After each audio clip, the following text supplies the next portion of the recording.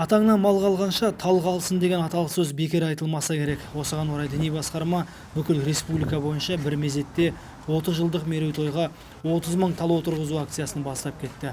Елордадағы игі шараға Қазақстан мұсылмандары діни басқармасы төрағасы бас муфти Наурызбай Қажы Тағанұлы бастаған муфтият ұжымы қатысып, қала бойынша 300-ден аса ағаш отырғызды.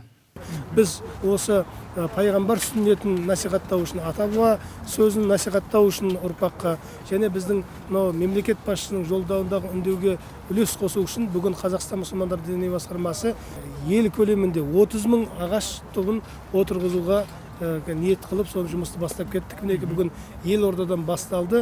Алла қаласа қазір осы сәтте бүкіл аймақтарда біздің облыс бас имамдары жамағатпен бірге, еріктілермен бірігіп, осында 30 мың ағашты отырғызатын боламыз. Айта кетейік, Қазақстан мұсылмандары діни басқармасының құрылғанына 30 жыл толуына орай көптеген игі шаралар ұйымдастырылды. Соның бастылары 30 шәкірттің оқу ақысын төлеу, 30 жетім балаға қамқорлық, еліміз бойынша 30 құдық қазу, 30 мешітке күрделі жөндеу, 30 көпір салу, мұқтаж отбасыларға көмек сынды қайырымды істерді атасақ болады. Ал бүгінгі шараның орны бөлек. Қазірдің өзінде Алматыда 760 түп, Шымкентте 1144, Түркістан облысында 8228 түп ағаш, ал жалпы алғанда еліміз бойынша 30 мың тал отырғызылмақ.